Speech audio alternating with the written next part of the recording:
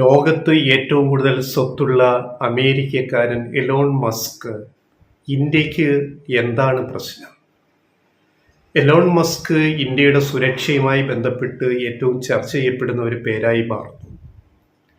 അത് അദ്ദേഹത്തിൻ്റെ internet satellite ഉപഗ്രഹ ഇൻ്റർനെറ്റ് സംവിധാനമായ സ്റ്റാർലിങ്ക് ആണ്. കഴിഞ്ഞ കുറേ നാളുകളായി സ്റ്റാർലിങ്കിൻ്റെ ബീമിൽ നിന്നും അനധികൃതമായി ഇൻ്റർനെറ്റ് ഉപയോഗം ഇന്ത്യയിൽ നടക്കുന്നു എന്ന വാർത്ത, ഞെട്ടിപ്പിക്കുന്ന വാർത്തകൾ ആദ്യം വന്നു. അത് സ്ഥിരീകരിക്കുന്ന തെളിവുകളാണിപ്പോൾ ഇന്ത്യയുടെ സുരക്ഷാ സംവിധാനങ്ങൾ കണ്ടെത്തിയിരിക്കുന്നത്.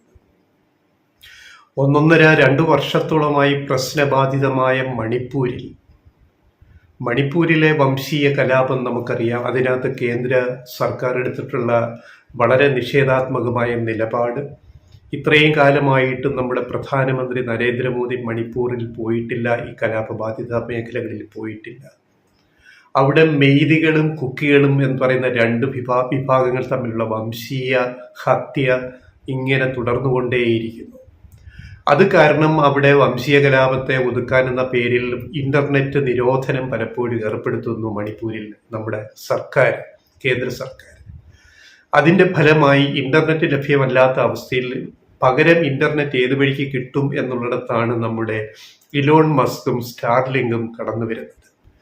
ബഹിരാകാശ ദൗത്യ കമ്പനിയായ സ്പേസ് എക്സിന്റെ ഉടമയും സാമൂഹിക മാധ്യമമായ എക്സ്, മുമ്പ് ട്വിറ്റർ ആയിരുന്ന അത് എക്സ് ഇലോൺ മസ്ക് വാങ്ങി എക്സാക്കി മാറ്റി ട്വിറ്റർ, അതും അതേപോലെ ഇന്റർനെറ്റ് കമ്പനിയായ ഉപഗ്രഹ ഇന്റർനെറ്റ് കമ്പനിയായ സ്റ്റാർലിങ്കുമൊക്കെ, അതുപോലെ ടെസ്ല ഇലക്ട്രിക് കാറുകൾ, വാഹനങ്ങൾ, ഇതെല്ലാം കൂടി വന്നപ്പോൾ ലോകത്ത് ഏറ്റവും കൂടുതൽ ഓഹരി മൂല്യമുള്ള കമ്പനികൾ ഇലോൺ മസ്കിൻ്റെതായി. അങ്ങനെ മസ്ക് എന്ന അമേരിക്കക്കാരൻ, ഇപ്പോഴത്തെ നിയുക്ത പ്രസിഡന്റ് ഡൊണാൾഡ് ട്രംപിന്റെ ഈ ഉറ്റ ചങ്ങാതി, ലോകത്തിന് തന്നെ ഒരു രാക്ഷസ രൂപമായിട്ട് വളർന്നുകൊണ്ടിരിക്കുന്നു എന്നതാണ് ഏറ്റവും വലിയ പ്രശ്നം. ഇന്ത്യ പോലെയുള്ള രാജ്യങ്ങൾ പോലും എലോൺ മസ്കിനെ എങ്ങനെ കൈകാര്യം ചെയ്യേണ്ടി വരുന്നു എന്നുള്ള വലിയ പ്രശ്നം നേരിടുകയാണ്. അവിടെയാണ് എലോൺ മസ്കിനെ കൗണ്ടർ ചെയ്യാൻ ഇപ്പോൾ ചൈന മാത്രമേ, ഇന്ത്യക്ക് ഒന്നും ചെയ്യാൻ കഴിയുന്നില്ല. അപ്പം മണിപ്പൂരിൽ സംഭവിച്ചത്, ഇന്റർനെറ്റ് കേന്ദ്ര സർക്കാർ നിരോധിച്ചപ്പോൾ അവിടെ ഇന്റർനെറ്റ് കിട്ടി എവിടുന്ന്? ആകാശത്തുള്ള ഇലോൺ മസ്കിന്റെ സ്റ്റാർലിങ്ക് ഉപഗ്രഹങ്ങളിൽ നിന്ന് ഇന്റർനെറ്റ് ചോർത്തി മണിപ്പൂരിലേക്ക്. മാത്രമല്ല, അമേരിക്കയിൽ നിന്ന് ചില മണിപ്പൂരികൾ ഡിവൈസുകൾ സ്റ്റാർലിങ്കിന്റെ കൊണ്ടുവന്നിട്ട് മണിപ്പൂരിൽ വെച്ച് ഇത് ഡിവൈസ് കണക്ട് ചെയ്ത് നോക്കിയപ്പോൾ, മൊബൈലുമായിട്ട് നോക്കിയപ്പോൾ സുഗമമായിട്ട് ഹൈ സ്പീഡ് ഇന്റർനെറ്റ് കിട്ടുന്നു. ആരുടെ ഇന്റർനെറ്റ്? സ്റ്റാർലിങ്കിന്റെ. പിന്നെ മണിപ്പൂരിലെ ഇന്ത്യൻ സൈന്യ സുരക്ഷാ സംവിധാനങ്ങൾ ഇങ്ങനെയുള്ള സ്റ്റാർലിങ്കിന്റെ മുദ്രയുള്ള ഇന്റർനെറ്റ് ഡിവൈസസ് കണ്ടെടുക്കുകയും ചെയ്തു അവിടുത്തെ തീവ്രവാദികൾ എന്ന് വിളിക്കപ്പെടുന്നവരിൽ നിന്ന്. ഇതൊരു രാജ്യത്തിന്റെ അഖണ്ഡതയ്ക്ക് ഭീഷണിയാണ്. മാത്രമല്ല, തൊട്ടടുത്ത രാജ്യമായ മ്യാൻമറിൽ ഇന്റർനെറ്റ് ലഭ്യമാണ്. ആരുടെ? എലോൺ മസ്കിന്റെ സ്റ്റാർലിങ്ക് ഇന്റർനെറ്റ് അവിടെ ലഭ്യമാണ്. അപ്പോൾ ഇപ്പോൾ തന്നെ ഈ കടത്തിക്കൊണ്ടുവരുന്ന ഡിവൈസ് കൂടാതെ, സ്റ്റാർലിങ്ക് ഡിവൈസ് കൂടാതെ തന്നെ അതിർത്തികളിൽ ഇന്ത്യയോടും മണിപ്പൂരിനോടും മ്യാൻമറിനോടും ചേർന്നുള്ള അതിർത്തി പ്രദേശങ്ങളിൽ, മണിപ്പൂരിനുള്ളിലും ബോർഡർ മേഖലകളിൽ ഇന്ത്യക്കകത്തും ഇന്റർനെറ്റ് അല്ലാതെ തന്നെ കിട്ടുന്നു സ്റ്റാർലിങ്ക് വഴി. ഈ പ്രശ്നം നമ്മുടെ സുരക്ഷാ സംവിധാനങ്ങളെ കുറിച്ച് ഇലോൺ മസ്കുമായിട്ട് ബന്ധപ്പെട്ടപ്പോൾ അദ്ദേഹം എക്സിൽ കുറിച്ചത്, മറുപടി പറഞ്ഞത്, ഇന്ത്യയിൽ സ്റ്റാർലിങ്കിന്റെ ഉപഗ്രഹ ബീമുകൾ ഓൺ ചെയ്തിട്ടില്ല, സ്വിച്ച് ഓഫ് ആണ്. അത് കാരണം സ്റ്റാർലിങ്കിന്റെ ഇന്റർനെറ്റ് ഇന്ത്യയിൽ ലഭ്യമല്ല, അത് അടിസ്ഥാനരഹിതമാണ് എന്ന് പറഞ്ഞ് വെറുമൊരു നിഷേധക്കുറിപ്പാണ് ഇലോൺ മസ്ക് ഇറക്കിയത്. പക്ഷെ വീണ്ടും കൂടുതൽ തെളിവുകൾ ശേഖരിച്ചു ഇന്ത്യൻ സുരക്ഷാ ഉദ്യോഗസ്ഥർ. ഇപ്പൊ തെളിവുകൾ കണ്ടെത്തി കഴിഞ്ഞു. അത് വീണ്ടും ഇലോൺ മസ്കിന്റെ കമ്പനിയെ അറിയിച്ചിരിക്കുകയാണ്. അപ്പോൾ ഒന്ന്, മ്യാൻമറിനോട് ചേർന്നുള്ള ഇന്ത്യൻ മണ്ണിൽ ഇന്റർനെറ്റ് സ്റ്റാർലിങ്കിന്റെ ലഭ്യമാണ്. കാരണം മ്യാൻമറിൽ സാറ്റലൈറ്റ് ബീം ഓൺ ചെയ്തപ്പോൾ അവിടെ നെറ്റുണ്ട്. ഇന്ത്യക്ക് മുകളിലുള്ള സാറ്റലൈറ്റ് ബീമുകൾ ഇലോൺ മസ്ക് ഓഫ് ചെയ്തിട്ടിരിക്കുകയാണെന്നാണ് ആ കമ്പനിയുടെ വിശദീകരണം. അതെന്തുമാവട്ടെ, പക്ഷേ അനധികൃതമായി ഇന്റർനെറ്റ് മണിപ്പൂരിൽ ലഭ്യമാകുന്നു. ഇന്റർനെറ്റ് ഉപകരണങ്ങൾ സ്റ്റാർലിങ്കിന്റെ കൊണ്ടുവന്നാൽ മൊബൈൽ ഫോണുമായിട്ട് കണക്ട് ചെയ്യുമ്പോൾ ഈസി ആയിട്ട് അതിവേഗത ഉള്ള ഇന്റർനെറ്റ് അവിടെ ലഭ്യമാണ്. അതേപോലെ ആൻഡമാൻ നിക്കോബാർ ഐലൻഡ് ദ്വീപിൽ നിന്നും സ്റ്റാർലിങ്കിന്റെ ഇന്റർനെറ്റ് കണക്ടിവിറ്റിയുടെ വിശദാംശങ്ങൾ അനധികൃത കണക്ടിവിറ്റിയുടെ കിട്ടിക്കഴിഞ്ഞിരിക്കുന്നു. അവിടെയും ഭീഷണി വരുന്നു, രാജ്യസുരക്ഷാ ഭീഷണി വരുന്നു. അപ്പൊ ഇത്തരം വിഷയങ്ങളെ എങ്ങനെ നേരിടും എന്നത് ഭാവിയിലെ രാജ്യങ്ങളുടെ എല്ലാം ചോദ്യമാണ്.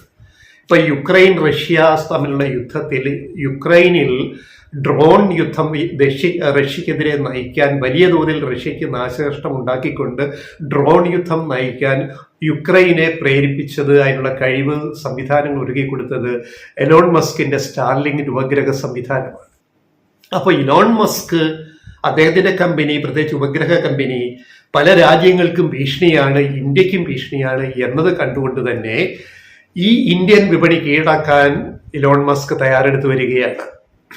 അവിടെ ബിസിനസ് താല്പര്യങ്ങളുണ്ട്. ഇന്ത്യ എന്ന് പറയുന്ന ലോകത്തെ ഏറ്റവും വലിയ ജനസംഖ്യയുള്ള ഇന്ത്യയുടെ മെയിൻ പവറിനെ ചൂഷണം ചെയ്ത് ദശലക്ഷക്കണക്കിന് millions and millions of internet കണക്ഷനുകൾ ഉപഗ്രഹങ്ങളിലൂടെ നേടാമെന്ന് വൻ ബിസിനസ് സാധ്യത ഇലോൺ മസ്ക് കണ്ടിട്ടാണ് ഇന്ത്യയെ സമീപിച്ചിരിക്കുന്നത്. സ്പെക്ട്രം, 5G സ്പെക്ട്രം അല്ലെ ഇന്റർനെറ്റ് സ്പെക്ട്രം ഇനി ലേലം ചെയ്യരുത്, അല്ലാതെ കൊടുക്കണം. അതിനനുകൂലമായിട്ട് കേന്ദ്ര സർക്കാർ നിലപാട് സ്വീകരിച്ചു. അതിൽ അന്തിമ തീരുമാനം എടുക്കേണ്ടത് ട്രായിയുടെ ഉപദേശമാണ്. ട്രായ് ടെലികോം അതോറിറ്റിയുടെ നിർദ്ദേശം എന്തു വരുന്നു അതനുസരിച്ച് ഇന്ത്യ ഗവൺമെന്റ് ഇലോൺ മസ്കിന് ലൈസൻസ് കൊടുക്കാൻ തയ്യാറായി നിൽക്കുകയാണ്.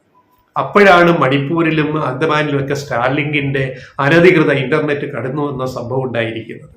അപ്പൊ ഈ പ്രശ്നം പരിഹരിക്കാതെ ഇലോൺ മസ്കിന് സ്റ്റാർലിങ്കിന് എങ്ങനെ ഇന്ത്യയുടെ ബീം ഓൺ ചെയ്ത് ഇന്ത്യയിൽ ഇന്റർനെറ്റ് ബിസിനസ് ചെയ്യാനുള്ള അവസരം ഉണ്ടാക്കി കൊടുക്കണം? അതൊരു വലിയ സുരക്ഷാ പ്രശ്നമാണ് രാജ്യങ്ങളുടെ, അല്ലെ ഇന്ത്യയുടെയും. അപ്പൊ ഈ വിഷയത്തില് മുകേഷ് അംബാനി ബിസിനസ് താല്പര്യം കൊണ്ട് ഈ ഇലോൺ മസ്ക് വരുന്നതിന് എതിർക്കുന്നു. സ്പെക്ട്രം ലേലം തന്നെ ചെയ്യണം, അല്ലാതെ ലൈസൻസ് ഇലോൺ മസ്കിന് കൊടുക്കരുതെന്ന നിലപാടിലേക്ക് മുകേഷ് അംബാനിയുടെ ജിയോ പോയിരിക്കുന്നു. മുകേഷ് അംബാനിയുടെ ബിസിനസ്സിനെ ബാധിക്കുമെന്നതുകൊണ്ട്, കാരണം ഉപഗ്രഹങ്ങൾ വഴി നെറ്റ് ഇവിടെ വരുമ്പോൾ വളരെ ചീപ്പായിട്ട് നിരക്ക് കുറഞ്ഞ് അതിവേഗ ഇന്റർനെറ്റ് ഇന്ത്യയിൽ ആകമാനം കൊടുക്കാൻ എലോൺ മസ്കിന്റെ സ്റ്റാർലിങ്കിന് സാധിക്കും. അതിനോട് കടുത്ത മത്സരം നേരിടുന്ന മുകേഷ് അംബാനി ഇപ്പോഴത്തെ ജിയോ നിരക്ക് കുറയ്ക്കേണ്ടി വരും, ബ്രോഡ്ബാൻഡ് നിരക്ക് കുറയ്ക്കേണ്ടി വരും, വയർലെസ് ഫോണിന്റെ നിരക്ക് കുറയ്ക്കേണ്ടി വരും. ഇതൊരു വലിയ ബിസിനസ് പ്രശ്നമായിട്ട് മാറിയിട്ടുണ്ട്. മുകേഷ് അംബാനി ലോകത്തെ സമ്പന്നരിൽ ഒരാളുകൂടിയായ ആദ്യ 10 ഉൾപ്പെടുന്ന മുകേഷ് അംബാനിയും ഒന്നാമനായ ഇലോൺ മസ്കും തമ്മിലുള്ളൊരു വാണിജ്യ യുദ്ധം, കച്ചവട യുദ്ധം കൂടി ഇതിനകത്ത് ഇന്ത്യയിൽ അരങ്ങേറാൻ പോകുമ്പോഴാണ് ഈ സുരക്ഷാ പ്രശ്നങ്ങൾ വന്നിരിക്കുന്നത്. ചൈന ഫലപ്രദമായിട്ട് സ്റ്റാർലിങ്കിനെ മറികടക്കുന്നു, ചലഞ്ച് ചെയ്യുന്നു എന്നുള്ളതാണ് ഞങ്ങൾ മുമ്പൊരു വീഡിയോ ചെയ്തിരുന്നു. അതിന്റെ ഏറ്റവും അപ്ഡേറ്റ് എന്ന് പറയുന്നത് വളരെ വളരെ വലിയ സാധ്യതയുള്ള 6Gയിലേക്ക് ചൈന കാലെടുത്ത് വെച്ച് കഴിഞ്ഞു. അവിടെ ചൈന എലോൺ മസ്കിനെയും സ്റ്റാർലിങ്കിനെയും അമേരിക്കയെയും പിന്തള്ളിയിരിക്കുന്നതാണ് ഏറ്റവും ഒടുവിലത്തെ വാർത്ത. ഇപ്പോൾ തന്നെ 7000-ഓളം ഉപഗ്രഹങ്ങൾ, കൃത്രിമ ഉപഗ്രഹങ്ങൾ സ്റ്റാർലിങ്കിന്റെ ഇലോൺ മസ്കിന്റെ ഭൂമിയെ ചുറ്റുന്നുണ്ട്. 7000-ത്തിലധികം ഉപഗ്രഹങ്ങൾ. ഇതിനോട് കിടപിടിക്കാൻ, മത്സരിക്കാൻ മുകേഷ് അംബാനിക്കൊന്നും സാധിക്കത്തില്ല. കാരണം ഇത് ബ്രോഡ്ബാൻഡാണ്, മറ്റേ വയർലെസ് സാറ്റലൈറ്റ് കമ്മ്യൂണിക്കേഷനാണ്. ഇപ്പോഴത്തെ 7000 ഉള്ളത് വൈകാതെ അദ്ദേഹം 40,000, കൃത്യമായിട്ട് പറഞ്ഞാൽ 40,000 ഉപഗ്രഹങ്ങൾ, കൃത്രിമ ഉപഗ്രഹങ്ങൾ ഭൂമിയെ വലം വെച്ചുകൊണ്ടായിരിക്കും എലോൺ മസ്കിന്റെ ഇന്റർനെറ്റ് ലോകം ഇനി കളിക്കാൻ പോകുന്നത്. ലോകത്തിന്റെ ഏത് മുക്കിനും മൂലയിലും ഏത് രാജ്യത്തും കടന്നു ചെന്ന് അവരുടെ അനുവാദം പോലും ഇല്ലാതെ ഇന്റർനെറ്റ് വഴി കമ്മ്യൂണിക്കേഷൻ ആ ജനതയുമായിട്ട് നടത്താനും യുദ്ധത്തിൽ വരെ അതിന്റെ അനന്ത സാധ്യതകൾ ഉപയോഗിക്കാനും പ്രാപ്തനായ ഒരാളായിട്ട് ഇലോൺ മസ്ക് മാറിയിരിക്കുന്നു. ട്രംപ് കൂട്ടാളിയും അടുത്ത നിയുക്ത അമേരിക്കൻ പ്രസിഡന്റ്, അദ്ദേഹം 20-ന് സ്ഥാനമേറ്റാൽ അദ്ദേഹവും മസ്കും കൂടി എന്താണ് ഈ ലോകത്ത് ചെയ്യാൻ പോകുന്നത് എന്നുള്ളത് നമുക്ക് മുൻകൂട്ടി ഒന്നും പറയാം. അവിടെയാണ് ചൈന മാത്രം പ്രതിരോധിക്കുന്നത്. ചൈന ഇപ്പൊ തന്നെ മസ്കിനെ കൗണ്ടർ ചെയ്യാൻ വേണ്ടി ഇപ്പോൾ തന്നെ 38,000 സാറ്റലൈറ്റുകൾ ചൈന വിന്യസിക്കുകയാണ്. മാത്രമല്ല 5G കഴിഞ്ഞ് 6Gയിൽ ഇപ്പൊ ചൈന നേടിയ നേട്ടം, അതായത് അതിന്റെ ഏറ്റവും പുതിയ വാർത്തകൾ പുറത്തു വന്നു. അവിടെ ചൈന എലോൺ മസ്കിന്റെ സ്റ്റാർലിങ്കിനെ മറികടന്നിരിക്കുന്നു ലോകത്ത്. ഒന്നാമത് ചൈന എത്തി എന്നാണ് ഇതിൽ പറയുന്നത്. അതായത് 100 ഗിഗാബൈറ്റ് പെർ സെക്കൻഡ് വേഗതയുള്ള 6G Chang Huang satellite technology കമ്പനിയാണ് ഈ സാങ്കേതിക വിദ്യ ഇപ്പോൾ ഡെവലപ്പ് ചെയ്തിരിക്കുന്നത്. Chang Huang satellite technology company.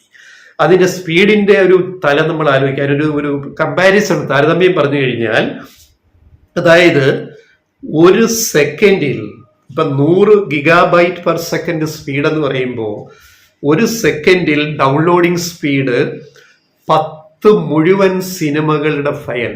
10 cinema, ഒരു സിനിമ തന്നെ 1.5 മുതൽ 2.5 മണിക്കൂർ വരെ വരും. അപ്പൊ ലോകം എവിടേക്ക് പോകുന്നു എന്ന് നമ്മൾ ആലോചിക്കുക. അമേരിക്ക ഈ വഴിയിൽ എത്താൻ ഇനി അല്പം കൂടി കാത്തിരിക്കണം.